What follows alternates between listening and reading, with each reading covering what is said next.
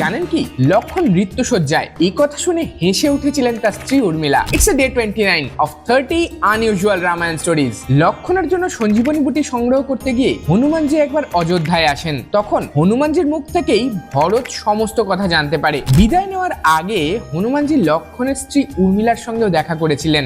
দেবী উর্মিলা হনুমানজিকে কিছু খেয়ে বিশ্রাম নেওয়ার অনুরোধ জানান। এই কথা শুনে অবাক হয়ে গিয়েছিলেন হনুমানজি। তিনি দেবী উর্মিলাকে বলেন, হে মাতা, আপনার স্বামী মৃত্যুশয্যায়, আপনার তো আমাকে দ্রুত বুটি সংগ্রহ করতে যাওয়ার অনুরোধ জানানো উচিত, তা না করে আপনি আমার এত যত্ন করছেন কেন?